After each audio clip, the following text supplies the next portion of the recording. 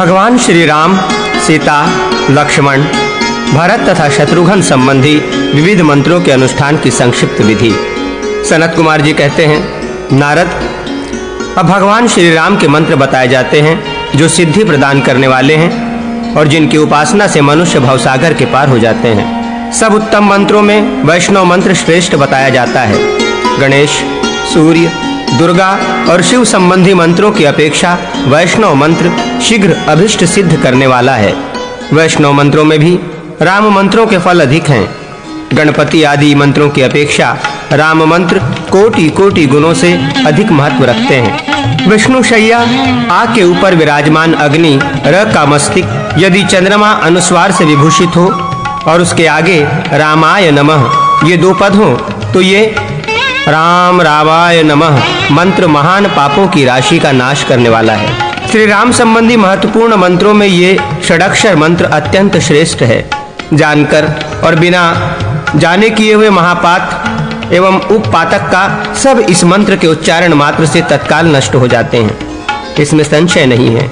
इस मंत्र के ब्रह्मा ऋषि, गायत्री छंद, श्री राम देवता, राम बीज और नमः शक्ति है। संपूर्ण मनोरथों की प्राप्ति के लिए इसका विनियोग किया जाता है। 6 दीर्घ स्वरों से युक्त बीज मंत्र द्वारा षडन्यास करें, फिर पिठन्यास आदि करके हृदय में रघुनाथ जी का इस प्रकार ध्यान करें। घटा के समान श्याम हैं, वे विरासन लगाकर बैठे हैं। दाहिने हाथ में ज्ञान मुद्रा धारण करके उन्होंने अपने बाएं हाथ को बाएं घुटने पर रख छोड़ा है। उनके वाम पार्श्व में विद्युत के समान कांतिमती और नाना प्रकार के वस्त्र आभूषणों से विभूषित सीता देवी विराजमान हैं। उनके हाथ में कमल है और वे प्राणवल्लभ श्री रामचंद्र जी का मुखारविंद निहार रही हैं। इस प्रकार ध्यान करके मंत्रोपासक 6 लाख जप करें और कमलों द्वारा प्रवज्जलित अग्नि में दशांश होम करें। तत्पश्चात ब्राह्मण भोजन करावें। मूल मंत्र से इष्ट देव की मूर्ति बनाकर उसमें भगवान का आवाहन और प्रतिष्ठा करके साधन विमलादि शक्तियों से संयुक्त वैष्णव पीठ पर उनकी पूजा करें। भगवान श्री राम के वाम भाग में बैठी हुई सीता देवी की उन्हीं के मंत्र से पूजा करनी चाहिए। श्री सीताय स्वाहा ये जानकी मंत्र है। भगवान श्री राम के अग्रभाग में श्रांग धनुष की पूजा करके दोनों पार्श्व भागों में बाणों की अर्चना करें। केसरों में 6 अंगों की पूजा करके दलों में हनुमान आदि की अर्चना करें। हनुमान, सुग्रीव, भरत, विभीषण, लक्ष्मण, अंगद, शत्रुघ्न तथा जाम्बवान इनका क्रमशः पूजन करना चाहिए। हनुमान जी भगवान के आगे पुस्तक लेकर बाँच रहे हैं। श्री राम के दोनों पार्श्व में भरत और शत्रुघ्न चमर लेकर खड़े हैं। लक्ष्मण जी पीछे खड़े होकर दोनों हाथों से भगवान के ऊपर छत्र लगाए हुए हैं। इस प्रकार ध्यानपूर्वक उन सब की पूजा करनी चाहिए। तदनंतर अष्टदलों के अग्रभाग में सृष्टि, जयंत, विजय, सुराष्ट्र, राष्ट्रपाल अथवा राष्ट्रवर्धन, अकूप, धर्मपाल तथा सुमंत्र की पूजा करके उनके बाह्य भाग में इंद्र आदि देवताओं का आयुध सहित पूजन करें। इस प्रकार भगवान श्री राम की आराधना करके मनुष्य जीवन मुक्त हो जाता है। धृताप्त, शतपर्वी से आहुति करने वाला पुरुष दीर्घायु तथा निरोग होता है। लाल कमलों के होम से मनोवांछित धन प्राप्त होता है। पलाश के फूलों से हवन करके मनुष्य मेधावी होता है। जो प्रतिदिन प्रातःकाल पूर्वोक्त षडक्षर मंत्र से अभिमंत्रित जल पीता है वो 1 वर्ष में कवि सम्राट हो जाता है। श्री राम मंत्र से अभिमंत्रित अन्न भोजन करें, इससे बड़े-बड़े रोग शांत हो जाते हैं।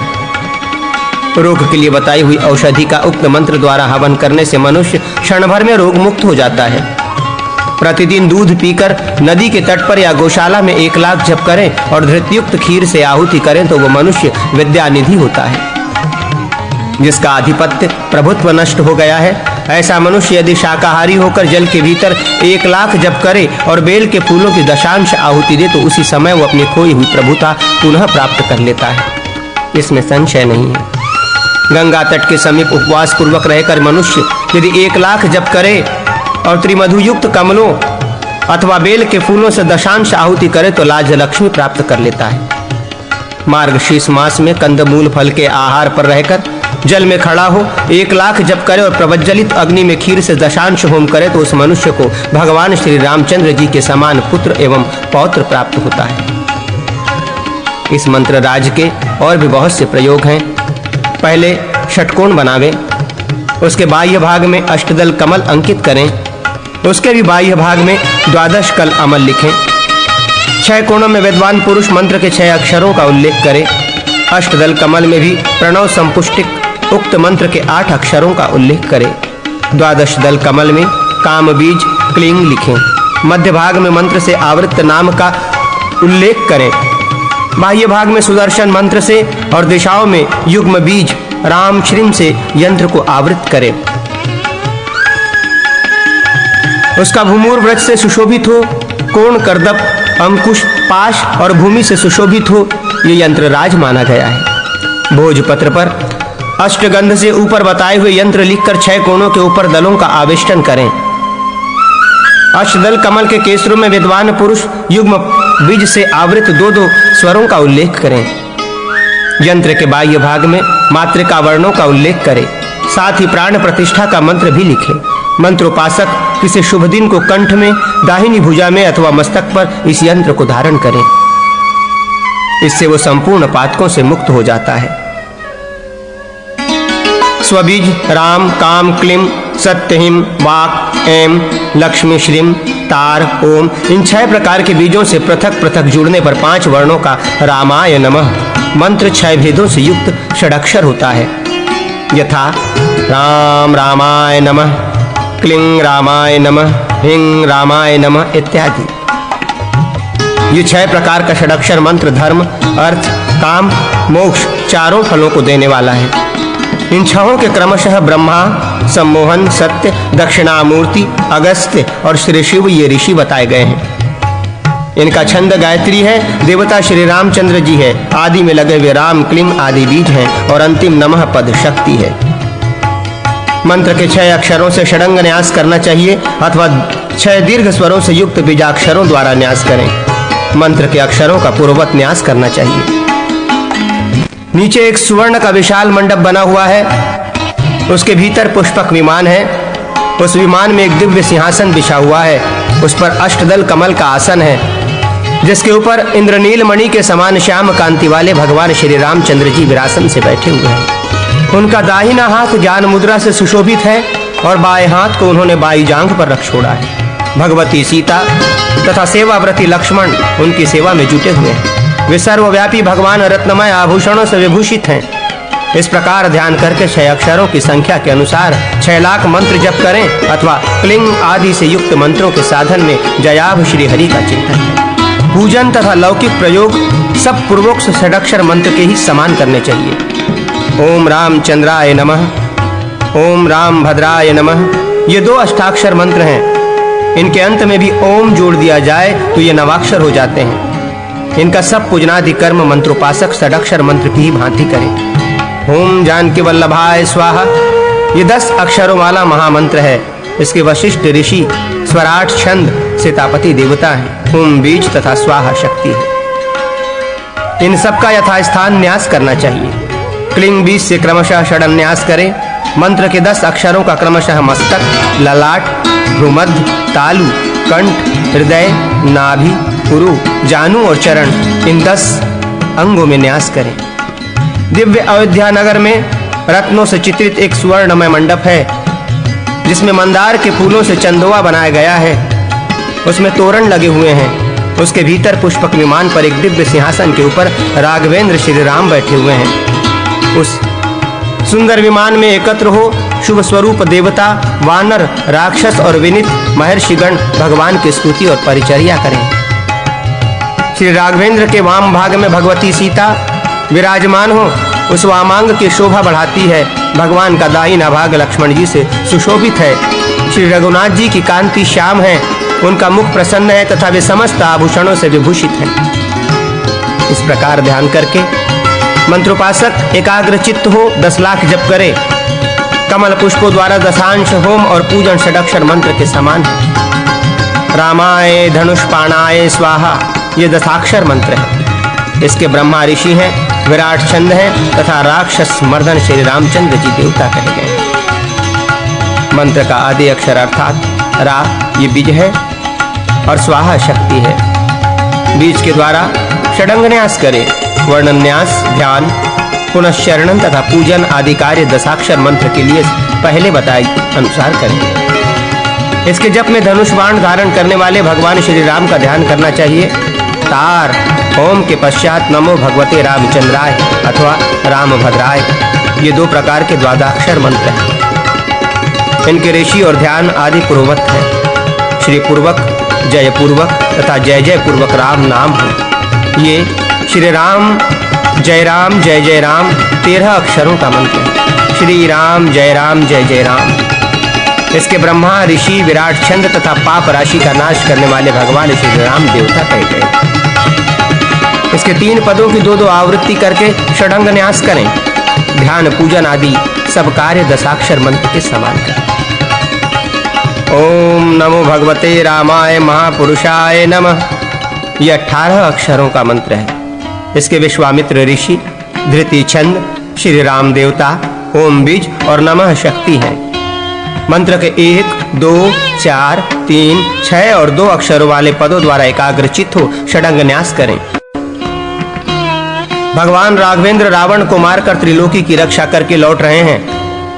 वे सीता और लक्ष्मण के साथ पुष्पक विमान में सिंहासन पर बैठे हैं। उनका मस्तक जटाओं के मुकुट से सुशोभित है। उनका वर्ण श्याम है और उन्होंने धनुष बाण धारण कर रखा है।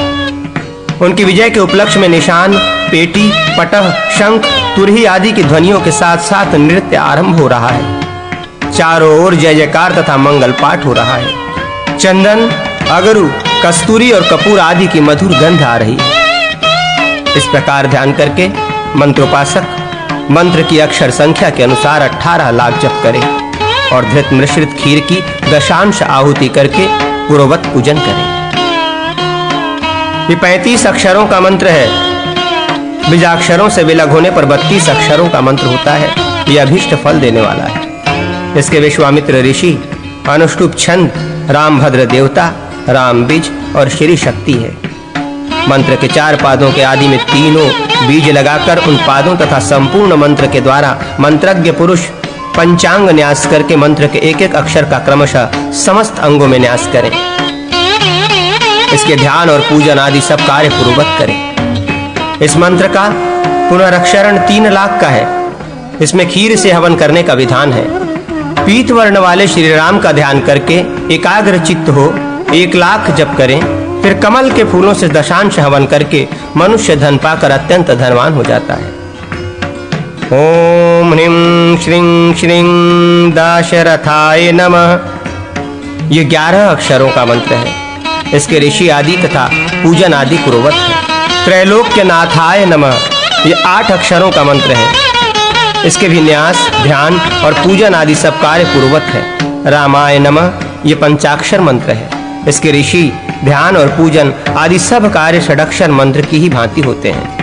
रामचंद्राय स्वाहा, रामभद्राय स्वाहा ये 2 मंत्र कहे गए हैं। इसके ऋषि और पूजन आदि पूर्वक है। अग्निरम शेष आ से युक्त हो और उसका मस्तक चंद्रमा से विभूषित हो तो वो रघुनाथ जी का एकाक्षर मंत्र राम, जो द्वितीय कल्पवृक्ष के समान है। इसके ब्रह्मा ऋषि, गायत्री छंद और श्री राम देवता हैं। 6 दीर्घ स्वरों से युक्त मंत्र द्वारा षडंग न्यास करें।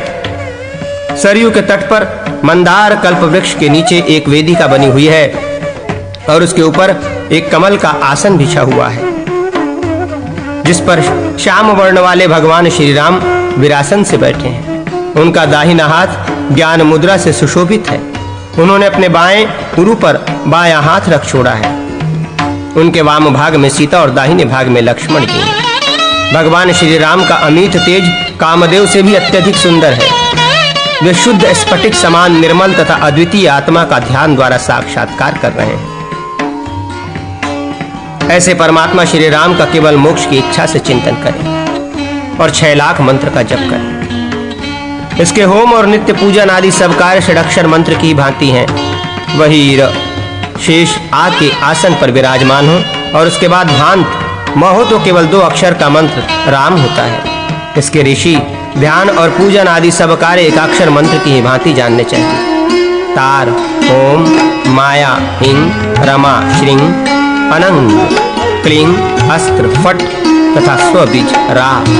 इसके साथ पृथक पृथक जुड़ा हुआ द्वयाक्षर मंत्र राम, 6 भेदों से युक्त त्रैक्षर मंत्र राज होता है। ये संपूर्ण अभिष्ट पदार्थों को देने वाला है।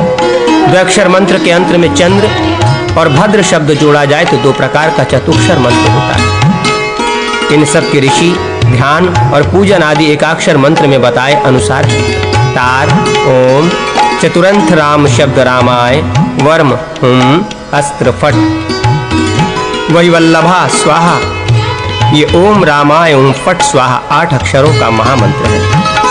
इसके ऋषि और पूजन आदि षडक्षर मंत्र के समान है। तार ओम हत नमः ब्रह्मण्य सेवाय रामाय कुंठते जसे, उत्तम श्लोक धुर्याय स्वः न्य भृगु सह कामिकात दंडापिर्ताघ्नेर य ओम नमो ब्रह्मण्य सेवाय रामाय कुटते जसे, उत्तम श्लोक धुर्याय न्यस्त दंडापिर्तानघ्ने 33 अक्षरों का मंत्र कहा गया है।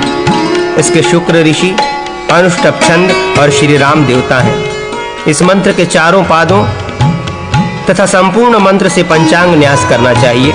शेष सब कार्य षडक्षर मंत्र की भांति करें। जो साधक मंत्र सिद्ध कर लेता है उसे भोग और मोक्ष दोनों प्राप्त होते हैं। उसके सब पापों का नाश हो जाता है। दाशरथाय विद्वये सीतावल्लभाय धीमहि तन्नो रामः प्रचोदयात्। ये राम गायत्री कही गई है जो संपूर्ण मनोवांछित फलों को देने वाली है।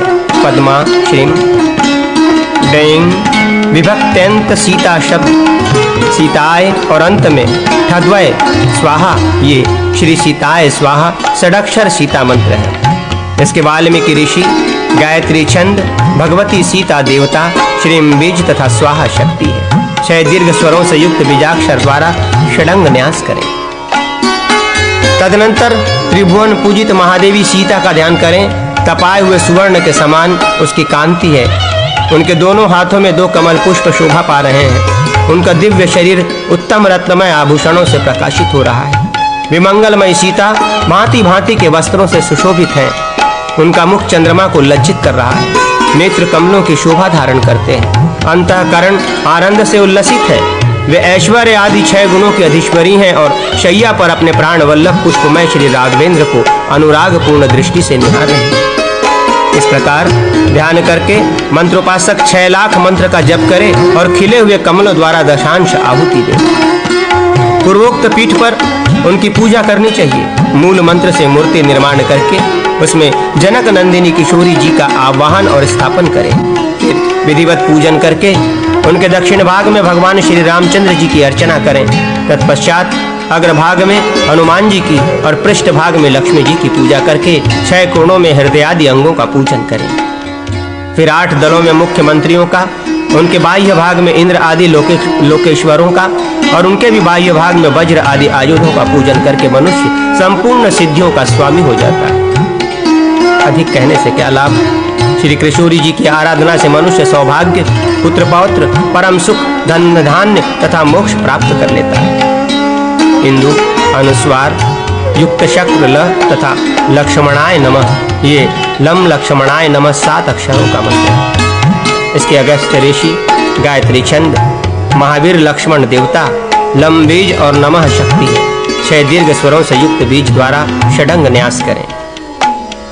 जिनके 2 भुजाएं हैं, जिनकी अंग कांति सुवर्ण के समान सुंदर है, नेत्र कमल दल के सदृश्य हैं, हाथों में धनुष बाण है तथा श्री रामचंद्र जी की सेवा में जिनका मन सदा संलग्न रहता है, उन लक्ष्मण जी की मैं आराधना करता हूँ। इस प्रकार ध्यान करके मंत्रोपासक 7 लाख जप करे और मधु से सींची हुई खीर से आहुति देकर श्री राम पीठ पर श्री लक्ष्मण जी का पूजन करें। श्री रामचंद्र जी की भांति श्री लक्ष्मण जी का भी पूजन किया जाता है।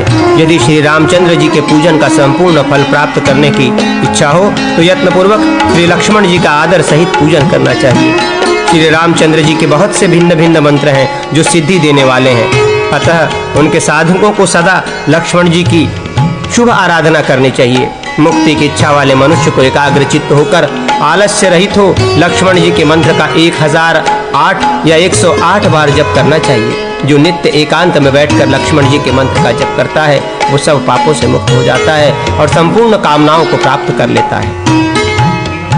ये लक्ष्मण मंत्र जय प्रधान है, राज्य की प्राप्ति का एकमात्र साधन है। जो नित्य कर्म करके शुद्ध भाव से तीनों समय लक्ष्मण जी के मंत्र का जप करता है वो सब पापों से मुक्त हो भगवान विष्णु के परम पद को प्राप्त होता है। जो विधि पूर्वक मंत्र की दीक्षा लेकर सद्गुण से युक्त और पाप रहित हो अपने आचार का नियम पूर्वक पालन करता है, मन को वश में रखता है और घर में रहते हुए भी जितेंद्रिय होता है, यही लोक के भोगों की इच्छा न रखकर निष्काम भाव से भगवान लक्ष्मण का पूजन करता है, वो समस्त पुण्य पाप के समुदाय को दग्ध करके शुभचित्त हो जाओ, पुनरागमन के चक्कर में न पड़कर सनातन पद को प्राप्त होता है। सकाम भाव वाला पुरुष मनोवांछित वस्तुओं को पाकर और मन के अनुरूप भोगों का उपभोग करके दीर्घ काल तक पूर्व जन्मों की स्मृति से युक्त रहकर भगवान विष्णु के परम धाम में जाता है। निद्रा भ चंद्र अनुस्वार से युक्त हो, उसके बाद भर्ताय नमः ये 2 पद हो तो 7 अक्षर का मंत्र होता है। इस हम भर्ताय नमः मंत्र के ऋषि और पूजन आदि पूर्वक है। वक्ष हिंदू अनुस्वार से युक्त हो, उसके बाद रेंग विभक्त्यंत शत्रुघ्न शब्द हो तो अंत में हृदय नमः हो तो शम शत्रुघ्नाय नमः ये 7 अक्षरों का शत्रुघ्न मंत्र होता है, जो संपूर्ण मनोरथों की सिद्धि प्रदान करने वाला है। विविध मंत्रों द्वारा श्री हनुमान जी की उपासना, दीपदान विधि और कामनाशक भूत विद्रावण मंत्रों का वर्णन। शरत कुमार जी कहते हैं, विप्रवर अब मैं हनुमान जी के मंत्रों का वर्णन करता हूँ, जो समस्त अभिष्ट वस्तुओं को देने वाले हैं और जिनकी आराधना करके मनुष्य हनुमान जी के ही समान आचरण वाले हो जाते हैं। मनुस्वर औ तथा हिंदू अनुस्वार से युक्त गगन ह अर्थात होम ये प्रथम बीज है। ह स फ र और अनुस्वार ये भग ए से युक्त हो अर्थात हरस फे ये दूसरा बीज है।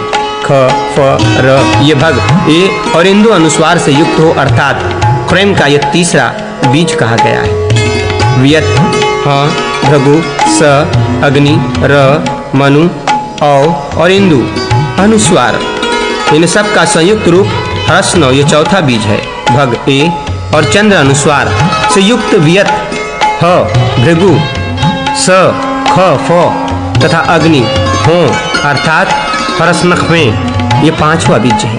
मनु औ और इंदु अनुस्वार से युक्त ह स अर्थात हसौ ये 6ठा बीज है। तदनंतर डे विभक्तंत हनुमत शब्द हनुमते और अंत में हृदय नमः ये हो हरसफे खफे हरसनौ हसखफे हसौ हनुमते नमः 12 अक्षरों वाले महामंत्र राज कहा गया है। इस मंत्र के श्री रामचंद्र जी ऋषि हैं और जगति छंद कहा गया है। इसके देवता हनुमान जी हैं। हरसौ बीज है, हसफ्रे शक्ति है। 6 बीजों से षडंग न्यास करना चाहिए। मस्तक, ललाट, दोनों नेत्र, मुख, कंठ, दोनों बाहु, हृदय, कुक्षी, नाभि, लिंग, दोनों जानू, दोनों चरण, इनके क्रमशः मंत्र के 12 अक्षरों का न्यास करें। 6 बीज और 2 पद इन 8 का क्रमशः मस्तक, ललाट, मुख, हृदय, नाभि, उरु, जंघा और चरणों में न्यास करें। तदनंतर अंजनी नंदन कपीश्वर हनुमान जी का इस प्रकार ध्यान करें। उदयकालीन करोड़ों सूर्यों के समान तेजस्वी हनुमान जी संपूर्ण जगत को शोभ में डालने की शक्ति रखते हैं। सिगुरेवादी प्रमुख वानर वीर उनका समादर करते हैं। वे राघवेंद्र श्री राम के चरणारविंदों के चिंतन में निरंतर संलग्न हैं और अपने सेहनाथ से संपूर्ण राक्षसों को भयभीत करते हैं। ऐसे पवन कुमार हनुमान जी का भजन करना चाहिए। इस प्रकार ध्यान करके जितेंद्रिय पुरुष 12,000 मंत्र जप करे, फिर दही, दूध और घी मिलाए हुए धान की दशांश आहुति दे। पूर्वोक्त वैष्णव पीठ पर मूल मंत्र से मूर्ति की कल्पना करके उसमें हनुमान जी का आवाहन स्थापन पूर्वक पाद्यादि उपचार से पूजन करें। केसरु में हृदय आदि अंगों की पूजा करके अष्टदल कमल के 8 दलों में हनुमान जी के निम्नांकित 8 नामों की पूजा करें। राम भक्त, महातेजा, कपिराज, महाबल, द्रोणाधिहारक, मेरु पीठार्चन कारक, दक्षिणाश भास्कर तथा सर्व विघ्न विनाशक, इस प्रकार नामों की पूजा करके दलों के अग्रभाग में क्रमशः सुग्रीव, अंगद, नील, जामवान, नल, सुषेण, द्विविध तथा मैंद की पूजा करें। तत्पश्चात लोकपालों तथा उनके वज्र आदि आयुधों की पूजा करें। ऐसा करने से मंत्र सिद्ध हो जाता है। जो मानव लगातार 10 दिनों तक रात में 900 मंत्र जप करता है उसके राजभय और शत्रु भय नष्ट हो जाते हैं। 108 बार मंत्र से अभिमंत्रित किया हुआ जल विष का नाश करने वाला होता है। भूत, अपस्मार, मिर्गी और कृत्या मारण आदि के प्रयोग से ज्वर उत्पन्न हो तो उक्त मंत्र से अभिमंत्रित भस्म अथवा जल से क्रोधपूर्वक ज्वरग्रस्त पुरुष पर प्रहार करे। ऐसा करने पर वो मनुष्य 3 दिन में ज्वर से छूट जाता और सुख पाता है। हनुमान जी के उक्त मंत्र से अभिमंत्रित औषधि या जल खा पीकर मनुष्य सब रोगों को मार भगाता है और तत्क्षण सुखी हो जाता है। उक्त मंत्र से अभिमंत्रित भस्म को अपने अंगों में लगाकर अथवा उससे अभिमंत्रित जल को पीकर जो मंत्रोपासक युद्ध के लिए जाता है वो शस्त्रों के समुदाय से पीड़ित नहीं होता। किसी शस्त्र से कटकर घाव हुआ हो या फोड़ा फूटकर बहता हो, लूता मकरी रोग फूटा हो, 3 बार मंत्र जप कर अभिमंत्रित किए हुए भस्म से उन पर स्पर्श कराते ही वे सभी घाव सूख जाते हैं। इसमें संशय नहीं। ईशान कोण में स्थित करंज नामक वृक्ष की जड़ ले आकर उसके द्वारा हनुमान जी की अंगूठे बराबर प्रतिमा बनावे, फिर उसमें प्राण प्रतिष्ठा करके सिंदूर आदि से उसकी पूजा करें। तत्पश्चात उस प्रतिमा का मुख घर की ओर करके मंत्रोच्चारण पूर्वक उसे दरवाजे पर गाड़ दें। उससे ग्रह, अभिचार, रोग, अग्नि, विष, चोर तथा राजा आदि के उपद्रव कभी उस घर में नहीं आते और वो घर दीर्घकाल तक प्रतिदिन धनपुत्र आदि से अभ्युदय को प्राप्त होता रहता है। विशुद्ध अंतःकरण वाला पुरुष अष्टमी या चतुर्दशी को मंगलवार या रविवार के दिन किसी तख्ते पर तैलयुक्त उड़द के बेसन से हनुमान जी की सुंदर तथा समस्त शुभ लक्षणों से सुशोभित एक प्रतिमा बनावे। वाम भाग में तेल का और दाहिने भाग में दीपक जलाकर फिर मंत्रज्ञ पुरुष मूल मंत्र से उक्त प्रतिमा में हनुमान जी का आवाहन करें। आवाहन के पश्चात प्राण प्रतिष्ठा करके उन्हें पाद्य, अर्घ्य आदि अर्पण करें। लाल चंदन, लाल फूल तथा सिंदूर आदि से उसकी पूजा करें। धूप और दीप देकर नैवेद्य निवेदन करें। मंत्रवेत्ता उपासक मूल मंत्र से पुआ, भात, साग, मिठाई, बड़े, पकौड़ी आदि भोज्य पदार्थों को धृत सहित समर्पित करके फिर 27 पान के पत्तों को 3-3 आवृत्ति मोड़कर उनके भीतर सुपारी आदि रखकर मुख शुद्धि के लिए मूल मंत्र से ही अर्पण करें। मंत्र साधक इस प्रकार भलीभांति पूजा करके 1000 मंत्र का जप करे। तत्पश्चात विद्वान पुरुष कपूर की आरती करके नाना प्रकार से हनुमान जी की स्तुति करे और अपना अभिष्ट मनोरथ उनसे निवेदन करके विधि पूर्वक उनका विसर्जन करे। इसके बाद नैवेद्य लगाए हुए अन्न द्वारा 7 ब्राह्मणों को भोजन करावे और चढ़ाए हुए पान के पत्ते उन्हीं को बांट कर दे दे। विद्वान पुरुष अपनी शक्ति के अनुसार उन ब्राह्मणों को दक्षिणा भी देकर विदा करे। तत्पश्चात इष्ट बंधुजनों के साथ स्वयं भी मौन होकर भोजन करें। उस दिन पृथ्वी पर शयन और ब्रह्मचर्य का पालन करें। जो मानव इस प्रकार आराधना करता है वो कपीश्वर हनुमान जी के प्रसाद से शीघ्र ही संपूर्ण कामनाओं को अवश्य प्राप्त कर लेता है। भूमि पर हनुमान जी का चित्र अंकित करें और उसके अग्रभाग में मंत्र का उल्लेख करें। साथ ही साध्य वस्तु या व्यक्ति का द्वितीयांत नाम लिखकर उसके आगे विमोचय विमोचय लिखें। लिखकर उसे बाएं हाथ से मिटा दें। उसके बाद फिर लिखें। इस प्रकार 108 बार लिख कर उसे पुनः मिटावें। ऐसा करने पर महान कारागार से वो शीघ्र मुक्त हो जाता है। ज्वर में दुर्वा, गुरुचि, दही, दूध अथवा घृत से होम करें। शूल रोग होने पर करंज या वातारी, एरंड की समिधाओं को तेल में डुबोकर उसके द्वारा होम करें अथवा शेफालिका, सिंधुवार की तेल सिक्त समिधाओं से प्रयत्नपूर्वक होम करना चाहिए। सौभाग्य सिद्धि के लिए चंदन, कपूर, रोचना, इलायची और लवंग की आहुति दें। वस्त्र की प्राप्ति के लिए सुगंधित पुष्पों से हवन करें। विभिन्न धान्यों की प्राप्ति के लिए उन्हीं धान्यों से होम करना चाहिए। धान्य के होम से धान्य प्राप्त होता है और अन्न के होम से अन्न की वृद्धि होती है। तिल, घी, दूध और मधु की आहुति देने से गाय भैंस की वृद्धि होती है। अधिक कहने की क्या आवश्यकता है। विष और व्याधि के निवारण में, शांति कर्म में, भूत जनित भय और संकट में, युद्ध में दैवी क्षति प्राप्त होने पर, बंदर से छूटने में और महान वन में पड़ जाने पर आदि सभी ये सिद्ध किया हुआ मंत्र मनुष्य को निश्चित ही कल्याण प्राप्त करता है, प्रदान करता है। द्वादशाक्षर मंत्र में जो अंतिम 6 अक्षर हनुमते नमः, इनको और आदि बीज होम को छोड़कर शेष बचे हुए 5 बीजों का जो पंचाक्षर मंत्र बनता है वो संपूर्ण मनोरथों को पूर्ण करता है। इसके श्री रामचंद्र जी ऋषि गायत्री छंद और हनुमान देवता कहे गए हैं। संपूर्ण कामनाओं की प्राप्ति के लिए इसका विनियोग किया जाता है। इसके 5 बीजों तथा संपूर्ण मंत्र से षडंग न्यास करें। रामदूत, लक्ष्मण प्राणदाता, अंजनी सूत, सीता शोक विनाशन तथा लंका प्रासाद भंजन, ये 5 नाम हैं। इनके पहले हनुमत ये नाम और हैं। हनुमत आदि 5 नामों के आदि में 5 बीज और अंत में डेंग विभक्ति लगाई जाती है। अंतिम नाम के साथ उक्त 5 बीज जुड़ते हैं। यही षडंग न्यास के 6 मंत्र हैं। इसके ध्यान पूजन आदि कार्य पूर्वोक्त द्वादशाक्षर मंत्र के समान ही।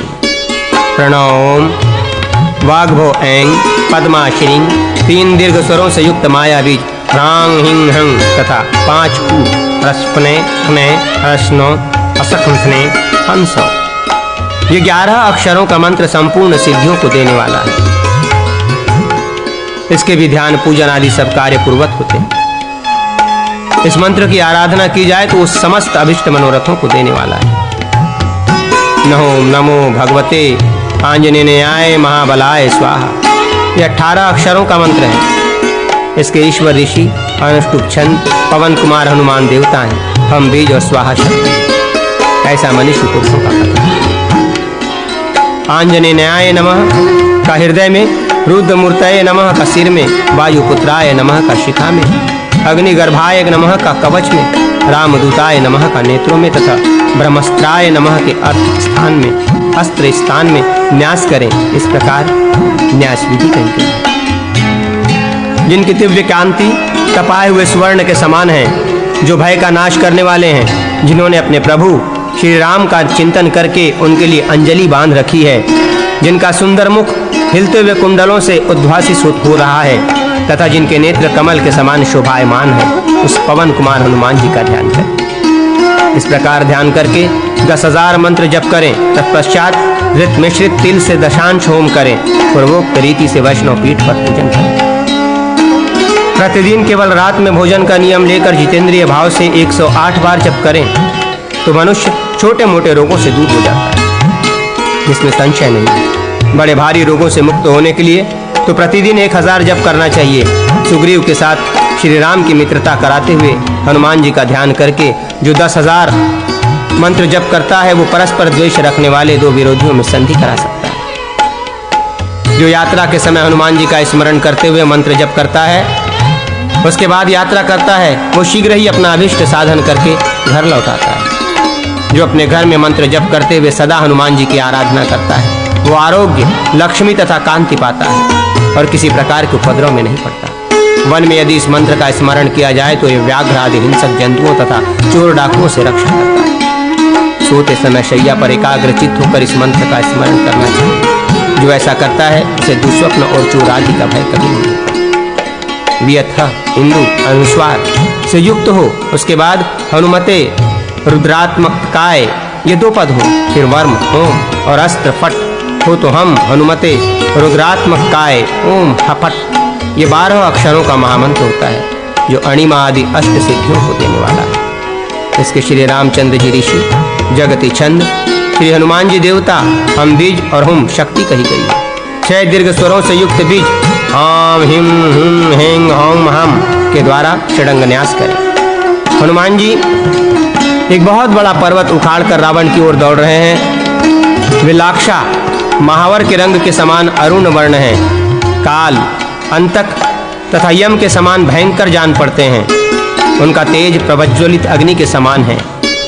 विजयशील तथा करोड़ों सूर्यों के समान तेजस्वी है। अंगद आदि महावीर उन्हें चारों ओर से घेर कर चलते हैं। वे साक्षात रुद्र स्वरूप हैं। भयंकर सिंहनाद करते हुए वे रावण से कहते हैं, अरे ओ दुष्ट, युद्ध में खड़ा तो रहे। इस प्रकार शिवावतार भगवान हनुमान जी का ध्यान और पूजन करके 1,00,000 मंत्र का जप करें। तदनंतर दूध, दही, घी मिलाए हुए चावल से दशांश होम करें। विमलादि शक्तियों से युक्त पूर्वोक्त वैष्णव पीठ पर मूल मंत्र से मूर्ति कल्पना करके हनुमान जी की पूजा करनी चाहिए। एकमात्र ध्यान करने से भी मनुष्यों को सिद्धि प्राप्त होती है, इसमें संशय नहीं है। अब मैं लोकहित की इच्छा से इस मंत्र का साधन बतलाता हूँ। हनुमान जी का साधन पुण्यमय है। वो बड़े बड़े पातकों का नाश करने वाला है। ये लोक में अत्यंत गुह्यतम रहस्य है और शीघ्र उत्तम सिद्धि प्रदान करने वाला है। इसके प्रसाद से मंत्र साधक पुरुष तीनों लोकों में विजयी होता है। प्रातः काल स्नान करके नदी के तट पर कुशासन पर बैठे और मूल मंत्र से प्राणायाम तथा षडंग न्यास सब कार्य करें। फिर सीता सहित भगवान श्री रामचंद्र जी का ध्यान करके उन्हें 8 बार पुष्पांजलि अर्पित करें। तत्पश्चात घिसे हुए लाल चंदन से उसी के शलाका द्वारा ताम्र पात्र में अष्टदल कमल लिखें। कमल की कर्णिका में मंत्र लिखें, उसमें कपीश्वर हनुमान जी का आह्वान करें। मूल मंत्र से मूर्ति निर्माण करके ध्यान तथा आह्वान पूर्वक पाद्य आदि उपचार अर्पण करें। गंध, पुष्प आदि सब सामग्री मूल मंत्र से ही निवेदन करके कमल के केसरों में 6 अंगों, हृदय, सिर, शिखा, कवच, नेत्र तथा अस्त्र का पूजन करके 8 दलों में सुग्रीव आदि का पूजन करें। सुग्रीव, लक्ष्मण, अंगद, नल, नील, जाम्बवान, कुमुद और केसरी का एक एक दल में पूजन करना चाहिए। तदनंतर इंद्र आदि दिक्पालों तथा वज्र आदि आयुधों का पूजन करें। इस प्रकार मंत्र सिद्ध होने पर मंत्रोपासक पुरुष अपनी अभिष्ट कामनाओं को सिद्ध कर सकता है। नदी के तट पर, किसी वन में, पर्वत पर अथवा कहीं भी एकांत प्रदेश में श्रेष्ठ साधक भूमि ग्रहण पूर्वक साधन प्रारंभ करें। आहार, श्वास, वाणी और इंद्रियों पर संयम रखें। दिग्बंध आदि करके न्यास और ध्यान आदि का सम्यक संपादन करने के पश्चात पूर्ववत पूजन करके उक्त मंत्र राज का 1 लाख जप करें। 1 लाख जप पूर्ण हो जाने पर दूसरे दिन सवेरे साधक महान पूजन करें। उस दिन एकाग्र चित्त से पवन नंदन हनुमान जी का सम्यक ध्यान करके दिन रात जप में लगा रहे। तब तक जप करता रहे जब तक दर्शन न हो जाए। साधक को सुदृढ़ जानकर आधी रात के समय पवन नंदन हनुमान जी अत्यंत प्रसन्न हो उसके सामने जाते हैं। कपीश्वर हनुमान जी उस साधक को इच्छानुसार वर देते हैं। वर पाकर वो श्रेष्ठ साधक अपनी मौज से इधर उधर विचरता रहता है। ये पुण्यमय साधन देवताओं के लिए भी दुर्लभ है, क्योंकि गूढ़ रहस्य रूप है। मैंने संपूर्ण लोगों के हित की इच्छा से इसे यहाँ प्रकाशित किया है। इसी प्रकार साधक अपने लिए हितकर अन्य अनन्यान्य प्रयोगों का भी अनुष्ठान करें। इंदु अनुस्वार युक्त वियत ह अर्थात हम के पश्चात डेंग विभक्त्यंत पवन नंदन शब्द हो और अंत में वही प्रिया स्वाहा हो तो हम पवन नंदनाय स्वाहा, ये 10 अक्षर का मंत्र होता है जो संपूर्ण कामनाओं को देने वाला है। इसके ऋषि आदि भी पहले बताए अनुसार है। षडंग न्यास भी पूर्वक करना चाहिए। लंका की रणभूमि में महावीर लक्ष्मण को गिरा देख हनुमान जी तुरंत उठ खड़े हुए हैं। वे हृदय में महान क्रोध भरकर एवं विशाल एवं भारी पर्वत को उठाने तथा रावण को मार गिराने के लिए वेग से दौड़ पड़े हैं। उनका तेज करोड़ों सूर्यों की प्रभा को लज्जित कर रहा है। वे ब्रह्मांड व्यापी भयंकर एवं विराट शरीर धारण करके दर्परूप हुंकार से तीनों लोकों को कंपित किए देते हैं। इस प्रकार युद्ध भूमि में हनुमान जी का चिंतन करना है। ध्यान के पश्चात विद्वान साधक 1 लाख जप और पूर्वत दशांश होम करें। इस मंत्र का भी विधिवत पूजन पहले जैसा ही बताया गया है। इस प्रकार मंत्र सिद्ध होने पर मंत्रोपासक अपना हित साधन कर सकता है। श्रेष्ठ मंत्र का साधन भी गोपनीय रहस्य ही है। सब तंत्रों में इसे अत्यंत गौप्य बताया गया है। इसका उपदेश हर एक को नहीं देना चाहिए। ब्रह्म मुहूर्त में उठकर शौचादि नित्य कर्म करके पवित्र हो नदी के तट पर जाकर तीर्थ के आवाहन पूर्वक स्नान करें। स्नान के समय 8 बार मूल मंत्र की आवृत्ति करें। तत्पश्चात 12 बार मंत्र पढ़कर अपने ऊपर जल छिड़कें। इस प्रकार स्नान, संध्या, तर्पण आदि करके गंगा जी के तट पर, पर्वत पर अथवा वन में भूमि ग्रहण पूर्वक अकरादि स्वर वर्णों का उच्चारण करके पूरक क से लेकर म तक के 5 वर्ग के अक्षरों से कुंभक तथा य से लेकर अवशेष वर्णों का उच्चारण करके रेचक करना चाहिए। इस प्रकार प्राणायाम करके भूत शुद्धि से लेकर पिठन्यास तक के सब कार्य करें। फिर पूर्वोक्त रीति से कपीश्वर हनुमान जी का ध्यान और पूजन करके उनके आगे बैठकर साधक प्रतिदिन आदर पूर्वक 10,000 मंत्र जप करें। 7वें दिन विशेष रूप से पूजन करें। उस दिन मंत्र साधक एकाग्र चित्त से दिन रात जप करें। रात के 3 पहर बीत जाने पर चौथे पहर में महान भय दिखाकर कपीश्वर पवन नंदन हनुमान जी अवश्य साधक के सम्मुख पधारते हैं और उसे अभिष्ट वर देते हैं। साधक अपने रुचि के अनुसार विद्या, धन, राज्य अथवा विजय तत्काल प्राप्त कर लेता है। ये सर्वथा सत्य है, इसमें संशय का लेश भी नहीं है। वो ये लोक में संपूर्ण कामनाओं का उपभोग करके अंत में मोक्ष प्राप्त कर लेता है। सदोज्जात ओ सहित 2 वायु य यो हनुमंत का उच्चारण करें। फिर फल के अंत में फ तथा नेत्र ई युक्त क्रिया ल एवं कामी का त का उच्चारण करें। तत्पश्चात धगधगित बोलकर आयुराश पद का उच्चारण करें। तदनंतर लोहित प तथा रुडाह का उच्चारण करना चाहिए। इस पूरा मंत्र इस प्रकार है। ओम यो यो हनुमंत फल फलित धगधगित आयुषराय परुडाह। ये 25 अक्षर का मंत्र है।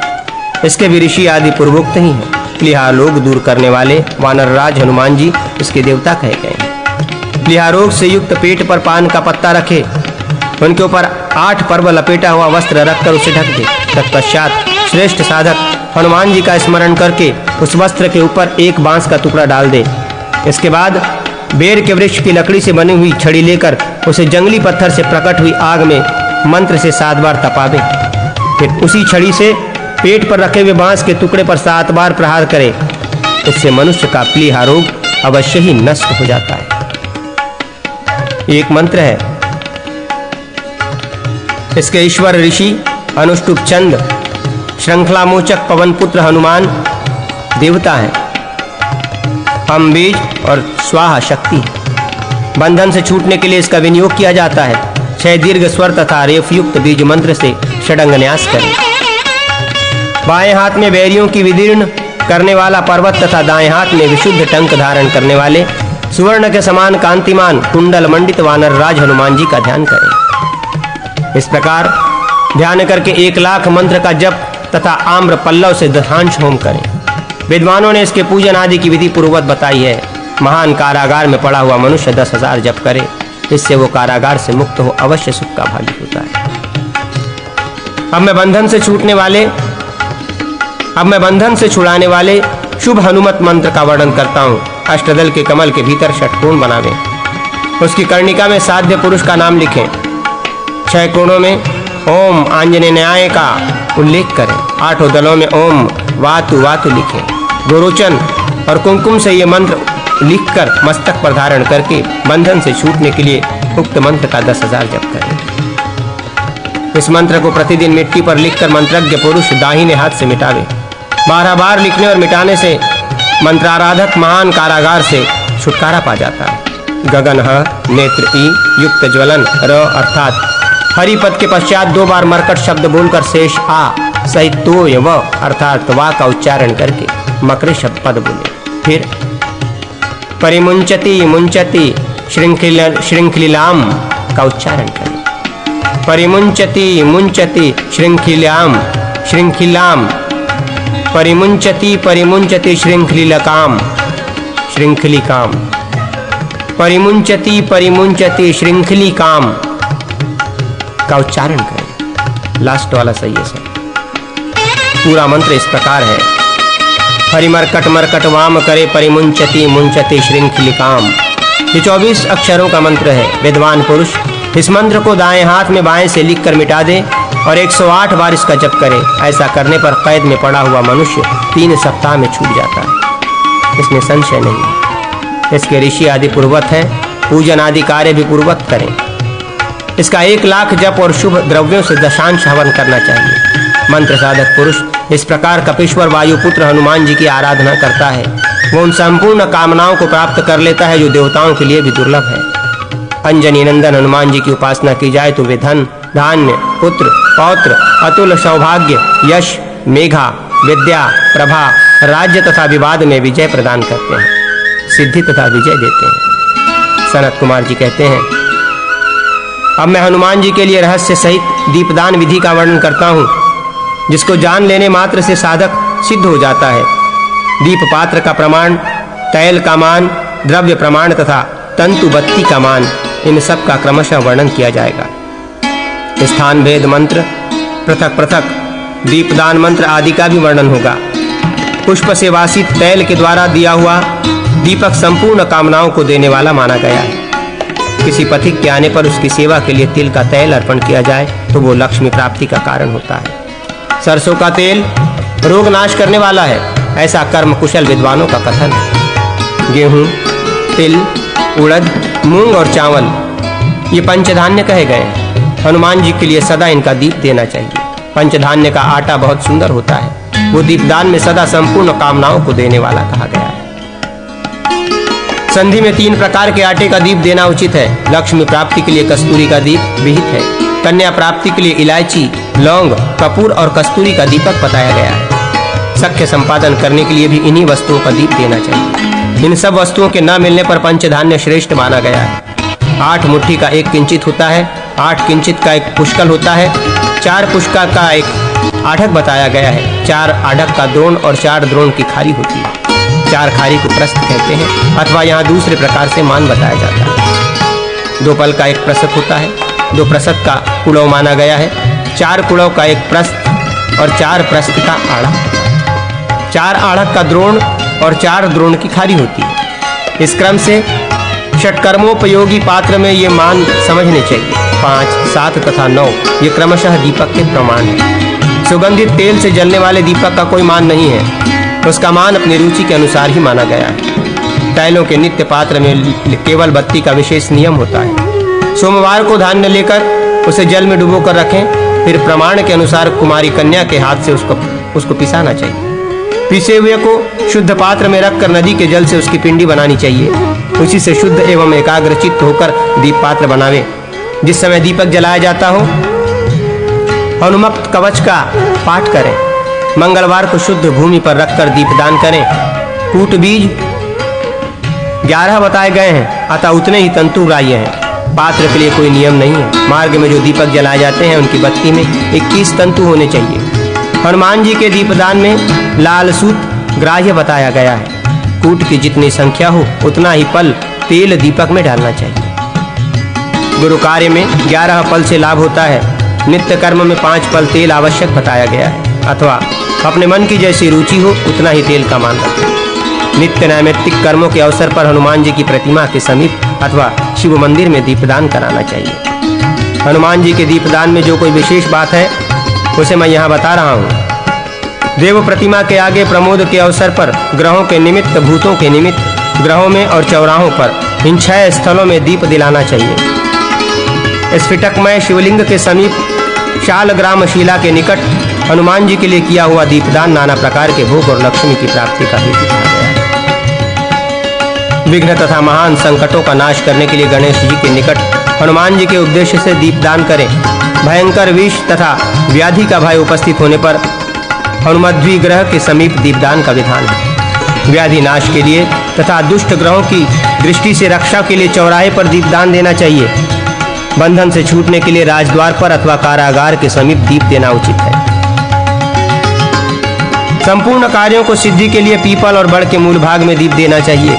भय निवारण और विवाद शांति के लिए, ग्रह संकट और युद्ध संकट की निवृत्ति के लिए तथा विष, व्याधि और ज्वर को उतारने के लिए, भूतग्रह का निवारण करने, कृत्या से छुटकारा पाने तथा कटे हुए को जोड़ने के लिए, दुर्गम एवं भारी वन में व्याघ्र, हाथी तथा संपूर्ण जीवों के आक्रमण से बचने के लिए, सदा के लिए बंधन से छूटने के लिए, पथिक के आगमन में, आने जाने के मार्ग में तथा राजद्वार पर हनुमान जी के लिए दीपदान आवश्यक बताया गया। 11, 21 और पिंड 3 प्रकार का मंडलमान होता है।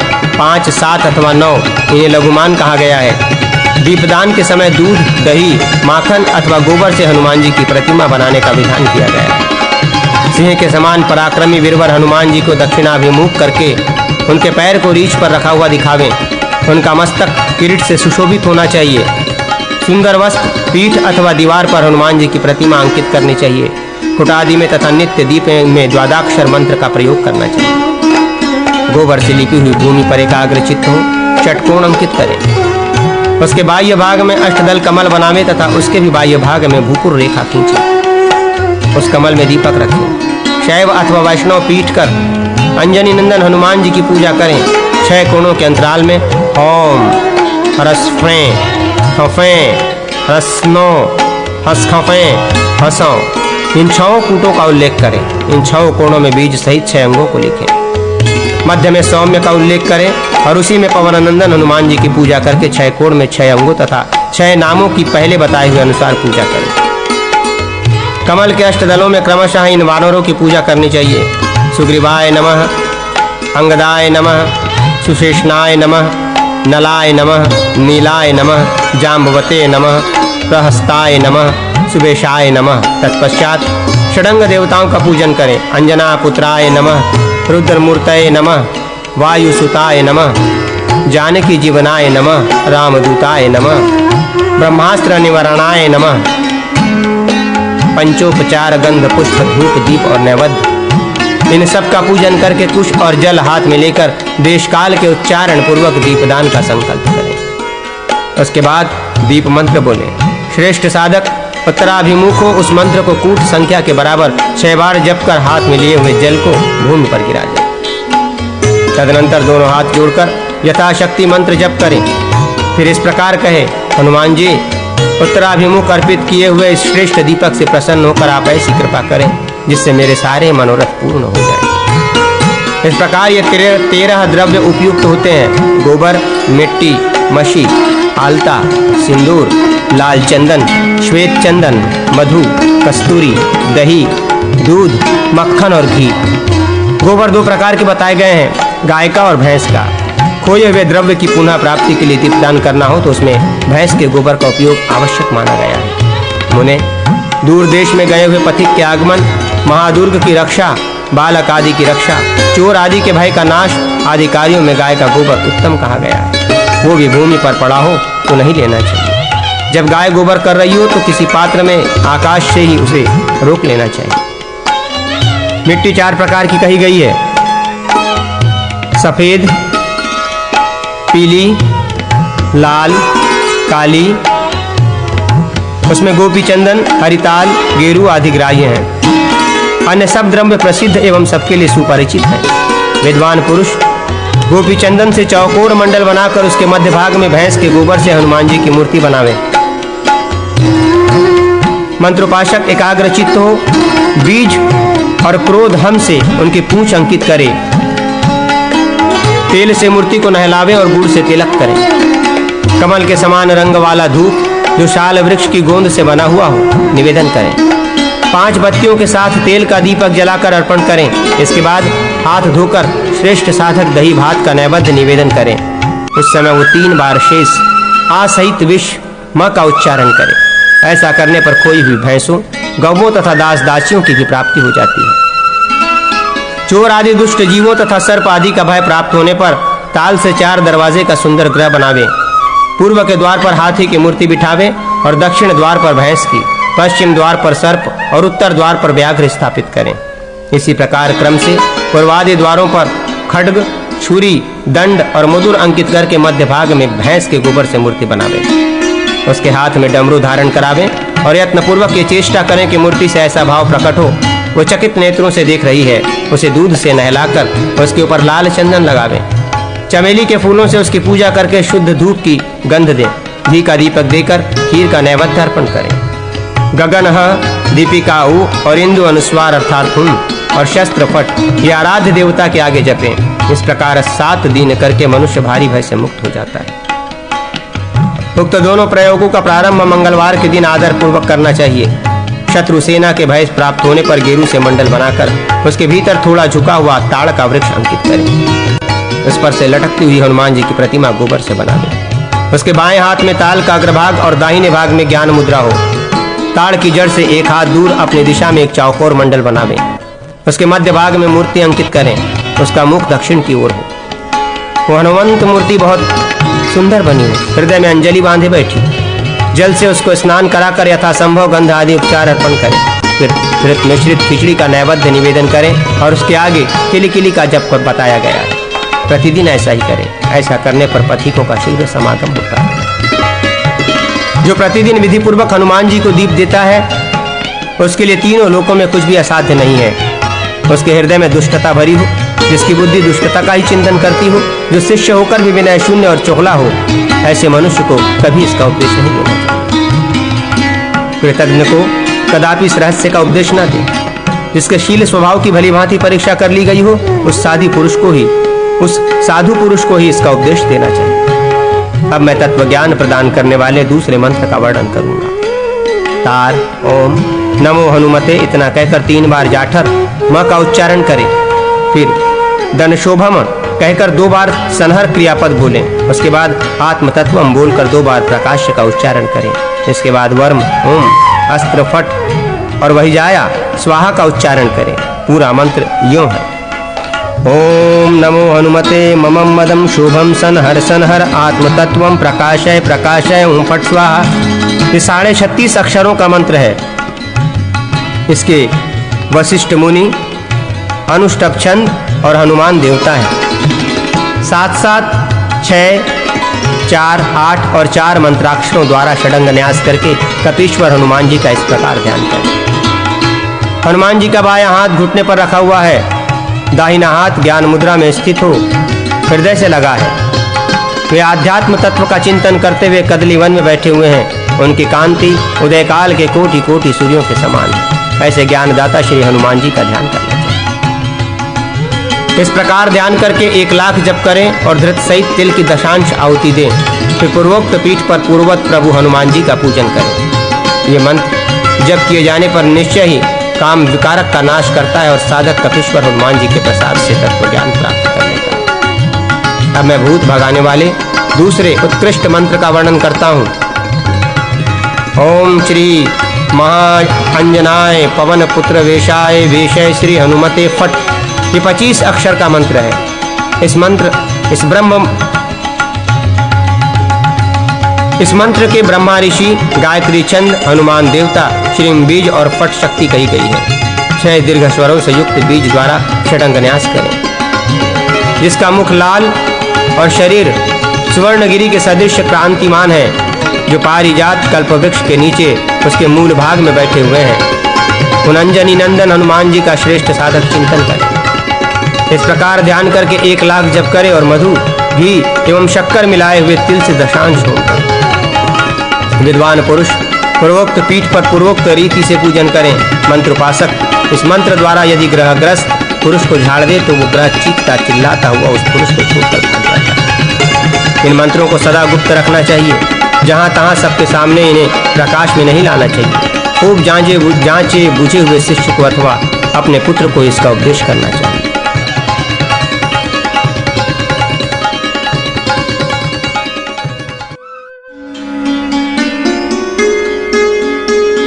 भगवान श्री कृष्ण संबंधी मंत्रों के अनुष्ठान विधि तथा विविध प्रयोग। सनत कुमार जी ने कहा, नारद, अब मैं भोग और मोक्ष रूप फल देने वाले श्री कृष्ण मंत्रों का वर्णन करूंगा। काम, क्लीं, वें, विभक्त्यंत कृष्ण और गोविंद पद। कृष्णाय गोविंदाय, फिर गोपी जन वल्लभाय स्वाहा, क्लीं कृष्णाय गोविंदाय गोपी जन वल्लभाय स्वाहा। यह 18 अक्षरों का मंत्र है, जिसकी अधिष्ठात्री देवी दुर्गा जी है। इस मंत्र के नारद ऋषि, गायत्री छंद, परमात्मा श्री कृष्ण देवता, क्लीं बीज और स्वाहा शक्ति है। धर्म, अर्थ, काम और मोक्ष चारों पुरुषार्थों की सिद्धि के लिए इसका विनियोग किया जाता है। श्रेष्ठ साधक ऋषि का सिर में, छंद का मुख में, देवता का हृदय में, बीज का गुहा में और शक्ति का चरणों में न्यास करें। मंत्र के 4 4 4 4 और 2 अक्षरों से पंचांग न्यास करके फिर तत्व न्यास करें। तत्पश्चात हृदय कमल में क्रमशः 12 कलाव्याप्त सूर्य मंडल, 16 कलाव्याप्त चंद्रमंडल और 10 कलाव्याप्त अग्निमंडल का न्यास करें। साथ ही मंत्र के पदों में स्थित 8 2 अक्षरों का भी क्रमशः उन मंडलों के साथ योग करके उन सब का हृदय में न्यास करें। तत्पश्चात आकाशादि के स्थलों में अर्थात मूर्धा, मुख, हृदय, गुहा तथा चरणों में क्रमशः वासुदेव आदि का न्यास करें। वासुदेव, संकर्षण, प्रद्युम्न, अनिरुद्ध और नारायण ये वासुदेव आदि कहलाते हैं। वे क्रमशः परम श्रेष्ठी आदि से युक्त हैं। परमेष्टि पुरुष, शौच, विश्व निवृत्ति तथा सर्व ये परम श्रेष्ठ आदि कहे गए हैं। परमेष्टि पुरुष आदि क्रमशः श्वेतवर्ण, अनिलवर्ण, अग्निवर्ण, अम्बुवर्ण तथा भूमिवर्ण के हैं। इन सबका पूर्वक न्यास करें। यथा इस प्रकार संपूर्ण अंग में न्यास करें। ये तत्व न्यास कहा गया है। इसी प्रकार श्रेष्ठ साधक को ये जानना चाहिए कि वासुदेव आदि नामों का डेंग विभक्त्यंत रूप में न्यास ग्राह्य है। तदनंतर मंत्रज्ञ पुरुष मूल मंत्र को 4 बार पढ़कर पूरक, 6 बार पढ़कर कुंभक और 2 बार पढ़कर रेचक करते हुए प्राणायाम संपन्न करें। कुछ आचार्यों का यहाँ ये कथन है कि प्राणायाम के पश्चात पीठन्यास करके दूसरे न्यासों का अनुष्ठान करें। आगे बताए जाने वाली विधि के अनुसार 10 तत्वादि न्यास करके विद्वान पुरुष मूर्ति पंजर नामक न्यास करें। फिर किरीट मंत्र द्वारा बुद्धिमान साधक सर्वांग में व्यापक न्यास करके प्रणव संपुष्टिक मंत्र को 3 बार दोनों हाथों की 5 उंगलियों में व्याप्त विन्यस्त करें। उसके बाद 3 बार पंचांग न्यास करें। तदनंतर मूल मंत्र को पढ़कर सिर से लेकर पैर तक व्यापक न्यास करें। फिर केवल प्रणव द्वारा एक बार व्यापक न्यास करके मंत्र न्यास करें। इसके बाद पुनः नेत्र, मुख, हृदय, गुहा और चरण द्वय, इनमें क्रमशः मंत्र के 5 पदों का अंत में नमः लगाकर न्यास करें। यथा क्लीं नमः नेत्रद्वये, कृष्णाय नमः मुखे, गोविंदाय नमः हृदये, गोपीजन वल्लभाय नमः गुहे, स्वाहा पद पादयो। पुनः ऋषि आदि न्यास करके पूर्वोक्त पंचांग न्यास करें। अब मैं सब न्यासों में उत्तमोत्तम परगुह्य न्यास का वर्णन करता हूँ, जिसके विज्ञान मात्र से मनुष्य जीवनोन्मुख तथा अणिमा आदि 8 सिद्धियों का अधीश्वर हो जाता है, जिसकी आराधना से मंत्रोपासक श्री कृष्ण का सानिध्य प्राप्त कर लेता है। प्रणवादि व्याहितों से संपुटिक मंत्र का और मंत्र से संपुटित प्राणवादि का तथा गायत्री से संपुटिक मंत्र का और मंत्र से संपुटिक गायत्री का मात्र का स्थल में न्यास करें। मात्रिका संपुटिक मूल का और मूल से संपुटिक मात्र का वर्णों का श्रेष्ठ साधक क्रमशः न्यास करें। विद्वान पुरुष पहले मात्र का वर्णों का नियत स्थल में न्यास कर लें, उसके बाद पूर्वोक्त न्यास करने चाहिए। इस तरह उपर्युक्त 6 प्रकार के न्यास करें। ये षोडन्यास कहा गया है। इस श्रेष्ठ न्यास के अनुष्ठान से साधक साक्षात भगवान श्री कृष्ण के समान हो जाता है। न्यास से संपुटिक पुरुष को देखकर सिद्ध, गंधर्व, किन्नर और देवता भी उसे नमस्कार करते हैं। फिर इस भूतल पर मनुष्यों के लिए तो कहना ही क्या है। तत्पश्चात ओम नमः सुदर्शनाय अस्त्राय फट, इस मंत्र से दिग्बंध करें। इसके बाद अपने हृदय में संपूर्ण अभिष्ट वस्तुओं को देने वाले इष्ट देव का इस प्रकार ध्यान करें। मंत्रोपासक एकाग्र चित्त होकर श्री वृंदावन का चिंतन करें, जो शुभ एवं सुंदर हरे भरे वृक्षों से परिपूर्ण तथा शीतल है। उन वृक्षों की शाखाएं खिले हुए कुसुम समूहों के भार से झुकी हुई है। उन पर प्रफुल्ल मंजरियों से युक्त विकसित लता वल्लरियां फैली हुई हैं। वे वृक्ष झड़ते हुए पुष्प पराग रूप धूमिकणों से संपूर्ण दिशाओं को सुवासित करते रहते हैं। वहाँ खिलते हुए नूतन कमल वनों से निकलती मधुधाराओं के संचय से लुभाए अंतःकरण वाले भ्रमरों का समुदाय मनोहर गुंजार करता रहता है। हंस, कोकिल, शुक और पारावत आदि पक्षियों का समूह बारंबार कल्लों करते हुए वृंदावन को कोलाहल पूर्ण किए रहता है। चारों ओर नृत्य करते मोरों के झुंड से भुवन अत्यंत मनोरम जान पड़ता है। कालिंदी की चंचल लहरों से नीर बिंदुओं को लेकर मंद मंद गति से प्रवाहित होने वाली शीतल सुखद वायु प्रफुल्ल पंकजों के पराग पुंज से धूसर हो रही है। ब्रज सुंदरियों के मृदुल वसनांचलों व चंचल किए देती है और इस प्रकार मन में प्रेमोन्माद का उद्दीपन करती हुई वो मंद वायु वृंदावन का निरंतर सेवन करती रहती है। उस वन के भीतर एक अत्यंत मनोहर कल्प वृक्ष का चिंतन करें, जिसके नीचे सुवर्णमयी वेदी पर परम उत्तम रत्नमय पीठ शोभा पाता है। वहां की प्राणंग भूमि भी रत्नों से आबद्ध है। उस रत्नमय पीठ पर लाल रंग के अष्टदल कमल की भावना करें, जिसके मध्य भाग में श्री मुकुंद विराजमान है। उनके स्वरूप का इस प्रकार ध्यान करें। उनकी अंग कांति विकसित नील कमल के समान श्याम है। वे मोर पंख का मुकुट पहने हुए हैं। कटिभाग में पीतांबर शोभा पा रहा है। उनका मुख चंद्रमा को लज्जित कर रहा है। नेत्र खिले हुए कमलों की शोभा छीने लेते हैं। उनका संपूर्ण अंग कौस्तुभ मणि की प्रभा से उद्भासित हो रहा है। वक्षा स्थल में श्रीवत्स का चिन्ह सुशोभित है। वे परम सुंदर दिव्य आभूषणों से विभूषित हैं। ब्रज सुंदरियां मानो अपने नेत्र कमलों के उपहार से उनकी पूजा करती हैं। गौवें उन्हें सब ओर से घेर कर खड़ी हैं। गोपवृंद उनके साथ हैं और वे वंशी बजा रहे हैं। विद्वान पुरुष भगवान का चिंतन करें। बुद्धिमान साधक इस तरह ध्यान करके पहले 20,000 मंत्र जप करें, फिर एकाग्र चित्त हो अरुण कमल कुसुमों की दशांश आहुति दें। तत्पश्चात समाहित होकर मंत्र सिद्धि के लिए 5 लाख जप करें। लाल कमलों की आहुति देकर साधक संपूर्ण सिद्धियों का स्वामी हो जाता है। पूर्वोक्त वैष्णव पीठ पर मूल मंत्र से मूर्ति निर्माण करके उसमें गोपीजन मनोहर श्याम सुंदर श्री कृष्ण का आह्वान पूजन करें।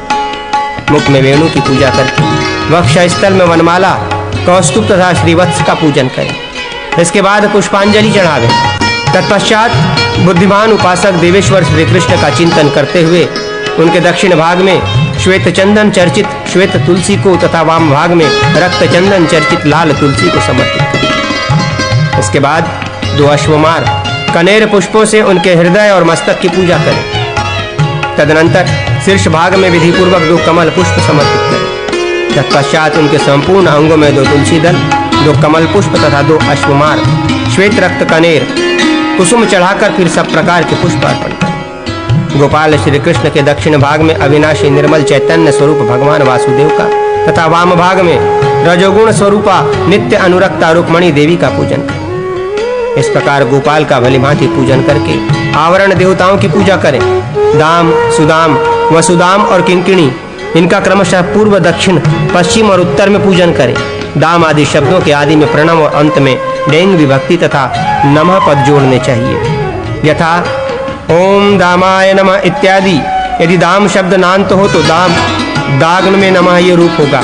अग्नि, नैऋत्य, वायव्य तथा ईशान कोणों में क्रमशः हृदय, सिर, शिखा तथा कवच का पूजन करके संपूर्ण दिशाओं में अस्त्रों का पूजन करें। फिर 8 दलों में रुक्मिणी आदि पटरानियों की पूजा करें। रुक्मिणी, सत्यभामा, नागनिजीति, सुविंदा, मित्रविंदा, लक्ष्मणा, जाम्बवती तथा सुशीला ये सब की सब सुंदर, सुरम्य एवं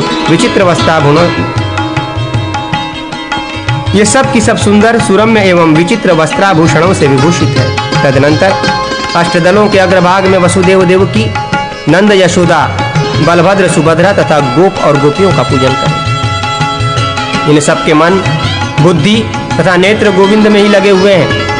दोनों पिता वसुदेव और नंद क्रमशः पीत और पांडु वर्ण के हैं। माताएं देवकी और यशोदा दिव्य हार, दिव्य वस्त्र, दिव्यांग राग तथा दिव्य आभूषणों से विभूषित हैं। दोनों ने चरु तथा खीर से भरे हुए पात्र ले रखे हैं। देवकी का रंग लाल है और यशोदा का श्याम।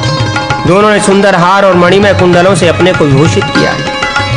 बलराम जी शंख तथा चंद्रमा के समान गौर वर्ण के हैं। वे मूसल और हल धारण करते हैं। उनके श्री अंगों पर नीले रंग का वस्त्र सुशोभित होता है।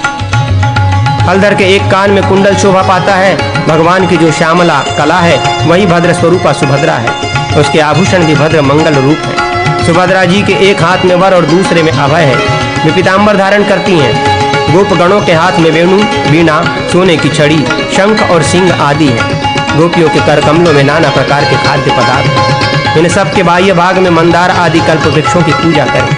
मंदार, संतान, पारिजात, कल्पवृक्ष और हरिचंदन यही उन वृक्षों के नाम हैं। उक्त 5 वृक्षों से 4 की चारों दिशाओं में और 1 की मध्य भाग में पूजा करके उनके बाह्य भाग में इंद्र आदि दिक्पालों और उनके वज्र आदि अस्त्रों की पूजा करें। तत्पश्चात श्री कृष्ण के 8 नामों द्वारा उनका यजन करना चाहिए। वे नाम इस प्रकार के हैं: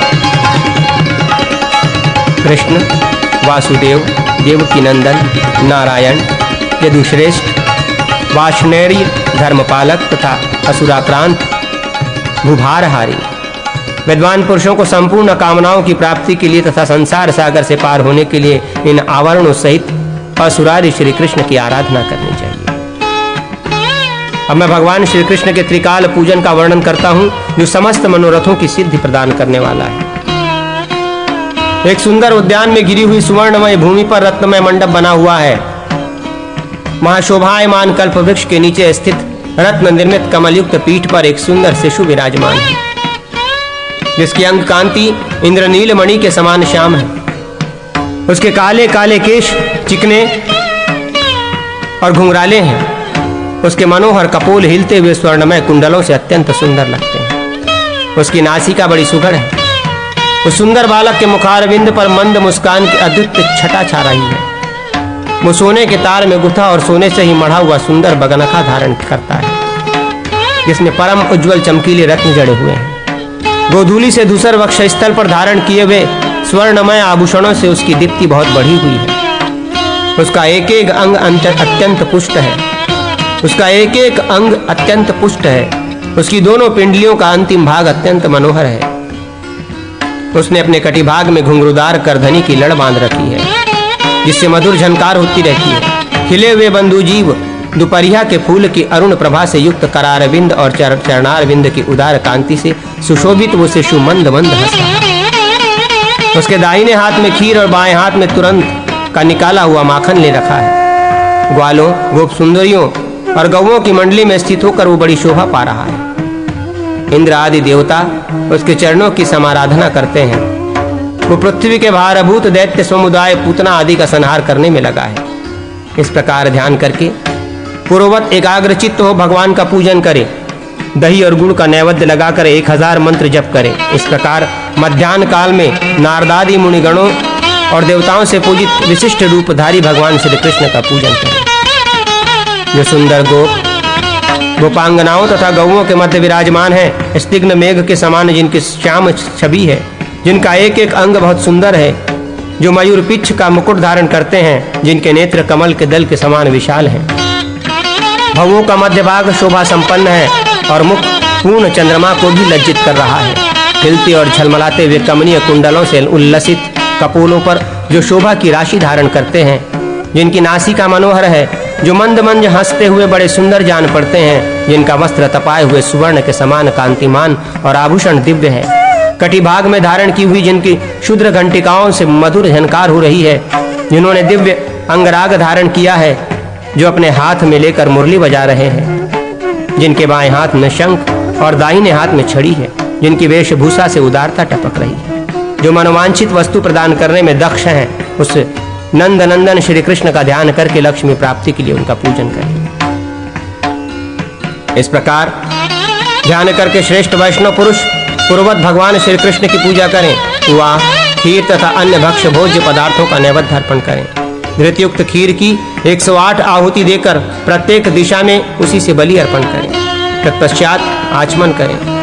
इसके बाद 1008 बार उत्तम मंत्र का जप करें। जो उत्तम वैष्णव मध्याह्न काल में इस प्रकार भगवान श्री कृष्ण का पूजन करता है, उसे सब देवता प्रणाम करते हैं और वो मनुष्य सब लोगों का प्रिय होता है। वो मेघा, आयु, लक्ष्मी तथा सुंदर कांति से सुशोभित होकर पुत्र पौत्रों के साथ अभ्युदय को प्राप्त होता है।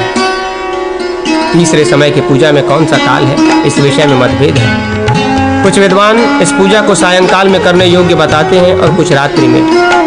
दशाक्षर मंत्र से पूजा करनी हो तो रात में करें, अष्टादशाक्षर से करनी हो तो सायंकाल में करें। कुछ दूसरे ऐसा भी कहते हैं कि दोनों प्रकार के मंत्रों से दोनों ही समय पूजा करनी चाहिए। सायंकालिक ध्यान। सायंकाल में भगवान श्री कृष्ण द्वारकापुरी में एक सुंदर भवन के भीतर विराजमान है, जो विचित्र उद्यान से सुशोभित है। वो श्रेष्ठ भवन 8000 ग्रहों से अलंकृत है। उसके चारों ओर निर्मल जल वाले सरोवर सुशोभित है। हंस, सारस आदि पक्षियों से व्याप्त कमल और उत्पल आदि पुष्प उन सरोवरों की शोभा बढ़ाते हैं। उक्त भवन में एक शोभा संपन्न मणिमय मंडप है, जो उदयकालीन सूर्य देव के समान अरुण प्रकाश से प्रकाशित हो रहा है। उक्त मंडप के भीतर सुवर्णमय कमल की आकृति का सुंदर सिंहासन है, जिस पर त्रिभुवन मोहन श्री कृष्ण बैठे हैं, जिसके आत्म तत्व का निर्णय करने के लिए मुनियों के समुदाय ने उन्हें सब ओर से घेर रखा है। उनसे आत्म तत्व का निर्णय कराने के लिए मुनियों के समुदाय ने उन्हें सब ओर से घेर रखा है। भगवान श्याम सुंदर उन मुनियों को अपने अविनाशी परम धाम का उपदेश दे रहे हैं। उनकी अंग कांति विकसित नील कमल के समान श्याम है। दोनों नेत्र प्रफुल्ल कमल दल के समान विशाल है। सिर पर स्तिग्न अलकावलियों से संयुक्त सुंदर किरीट सुशोभित है। गले में मनवाला शोभा पा रही है। प्रसन्न मुखारविंद मन को मोहे लेता है। कपोलों पर मकरावृत कीर्ति कुंडल झलमला रहे हैं। वक्ष स्थल में श्रीवत्स का चिन्ह है। वहीं कौस्तुभ मणि अपनी प्रभा बिखेर रही है। उनका स्वरूप अत्यंत मनोहर है। उनका वक्ष स्थल केसर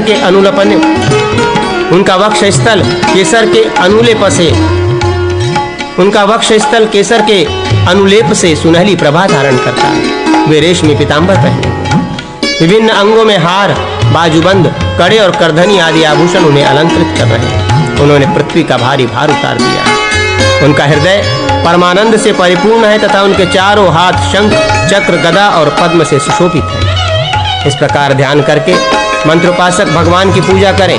हृदय, सिर, शिखा, कवच, नेत्र और अस्त्र इनके द्वारा प्रथम आवरण बनता है। रुक्मणी आदि पटरानियों द्वारा द्वितीय आवरण संपन्न होता है।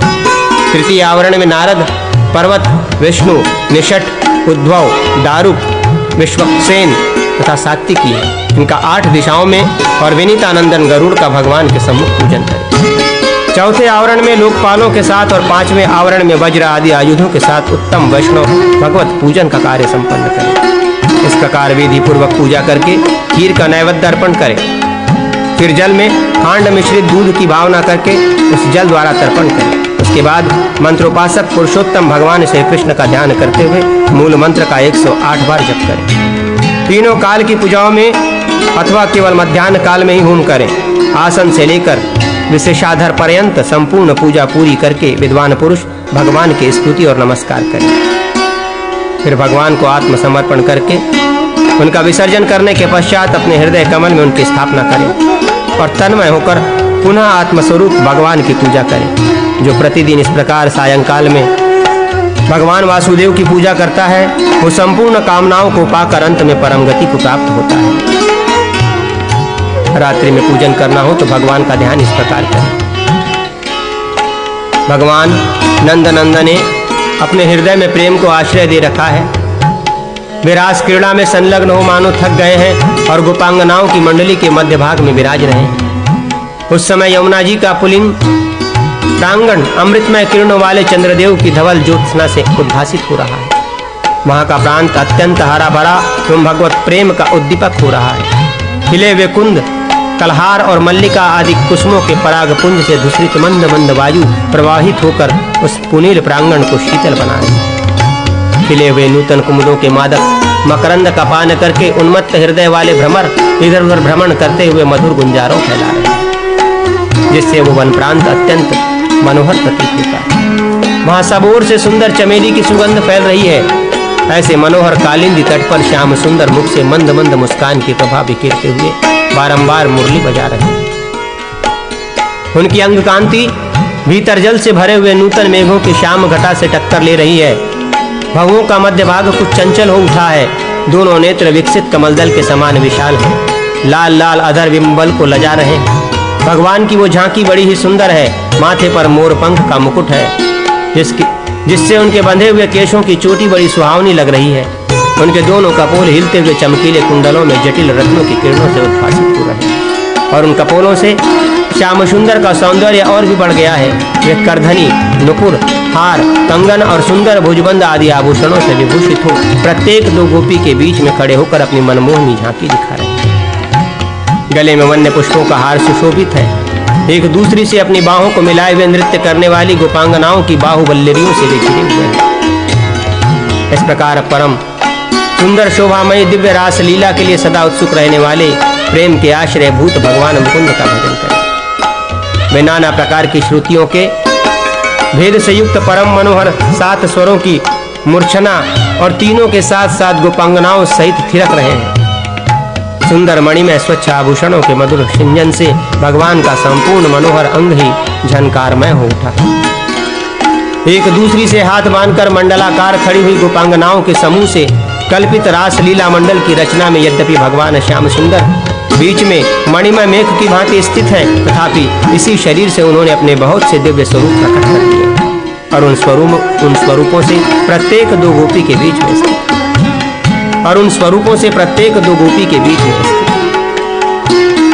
इस प्रकार ध्यान करके मंत्रोपासक भगवान की पूजा करें। हृदय आदि अंगों द्वारा प्रथम आवरण की पूजा होती है। धन संपत्ति की इच्छा रखने वाला श्रेष्ठ वैष्णव पूर्वोक्त कैशव कीर्ति आदि 16 जोड़ों की कमल पुष्पों द्वारा पूजा करें। उन सब के नाम के आदि में क्रमशः 16 स्वरों को संयुक्त करें। तदनंतर इंद्र आदि दिक्पालों और वज्र आदि आयुधों की पूजा करें। एक मोटा गोल और चिकना खूंटा जिसकी ऊंचाई एक बित्ते की हो पृथ्वी में गाड़ दे और उसे पैरों से दबाकर एक दूसरे से हाथ मिलाकर उसके चारों ओर चक्कर देना रास गोष्ठी कही गई। इस प्रकार पूजा करके दूध, घी और मिश्री मिलाकर भगवान को नैवेद्य अर्पण करें और 16 प्याले लेकर उनमें मिश्री मिलाई हुई खीर परोसे और पूर्वोक्त जोड़ों को क्रमशः अर्पण करें। फिर शेष कार्य पूर्वक करके मंत्रोपासक 1000 मंत्र जप करें। तत्पश्चात स्तुति, नमस्कार और प्रार्थना करके पूजन का शेष कार्य भी समाप्त करें। इस प्रकार जो उपासक भगवान श्री कृष्ण का पूजन करता है वो समृद्धि का आश्रय होता है तथा अणिमा आदि 8 सिद्धियों का स्वामी हो जाता है। इसमें संशय नहीं। यही लोक में वो विविध भोगों का उपभोग करके अंत में भगवान विष्णु के धाम में जाता है। इस तरह पूजा आदि के द्वारा मंत्र के सिद्ध होने पर अभिष्ट मनोरथों की सिद्धि करें। अथवा विद्वान पुरुष 28 बार मंत्र जब पूर्वक तीनों समय भगवान की पूजा करें। उस काल में कथित परिवारों आवरण देवताओं का भी तर्पण करें। प्रातः काल गुड़ मिश्रित दही से, मध्याह्न काल में मक्खन युक्त दूध से और सायंकाल में मिश्री मिलाए हुए दूध से श्रेष्ठ वैष्णव तर्पण करें। मंत्र के अंत में मंत्र के अंत में तर्पणीय देवताओं के नामों में द्वितीय विभक्ति जोड़कर अंत में तर्पयामि पद का प्रयोग करें। तत्पश्चात शेष पूजा पूरी करें। भगवत प्रसाद स्वरूप जल से अपने आप को सींचकर उस जल को पिए। उससे तृप्त होकर देवताओं का विसर्जन करके तन्मय हो मंत्र जप करें। अब सकाम भाव से किए जाने वाले तर्पणों में आवश्यक द्रव्य बताए जाते हैं। शास्त्रोक्त विधान संबंधी उन वस्तुओं का आश्रय लेकर उनमें से किसी एक का भी सेवन करें। खीर, दही, बड़ा, घी, गुड़ मिला हुआ अन्न, खिचड़ी, दूध, दही, केला, मोचा, चिंचा, इमली, चीनी, खोआ, मोदक, तिल, लाजा, चावल, मक्खन, ये 16 द्रव्य ब्रह्म आदि के द्वारा तर्पणोपयोगी बताए गए हैं। ये 16 द्रव्य ब्रह्मा आदि के द्वारा तर्पणोपयोगी बताए गए हैं। जो प्रातः काल अंत में लाजा और पहले चावल तथा मिश्री अर्पित करके 74 बार तर्पण करता है, साथ ही भगवान श्री कृष्ण के चरणों का ध्यान करता है, वो मंत्रोपासक अभिष्ट वस्तुओं को प्राप्त कर लेता है। धारोष्ण तथा पके हुए दूध से मक्खन, दही, दूध और आम के रस, घी, मोटी चीनी, मधु और किलल, शरबत, इन 9 द्रव्यों में से प्रत्येक के द्वारा 12 बार तर्पण करें। इस प्रकार जो श्रेष्ठ वैष्णव 108 बार तर्पण करता है वो पूर्वोक्त फल का भागी होता है। बहुत कहने से क्या लाभ, वो तर्पण संपूर्ण अभिष्ट वस्तुओं को देने वाला है। मिश्री मिलाए हुए धारोष्ण दूध की भावना से जल द्वारा श्री कृष्ण का तर्पण करके गांव को जाने वाला साधक वहां अपने पारिवारिक लोगों के साथ धन, वस्त्र एवं भोज्य पदार्थ प्राप्त कर लेता है। मंत्रोपासक जितनी बार तर्पण करे उतने ही संख्या में जप करे, वो तर्पण से ही संपूर्ण कार्य सिद्ध कर लेता है। अब मैं साधकों के हित के लिए सकाम होम का वर्णन करता हूँ। उत्तम श्री की अभिलाषा रखने वाला मंत्रोपासक बेल के फूलों से होम करे, धृत और अन्न की वृद्धि के लिए धृतयुक्त अन्न की आहुति दे। अब मैं एक उत्तम रहस्य का वर्णन करता हूँ जो मनुष्यों को मोक्ष प्रदान करने वाला है। साधक अपने हृदय कमल में भगवान देवकी नंदन का इस प्रकार ध्यान करें।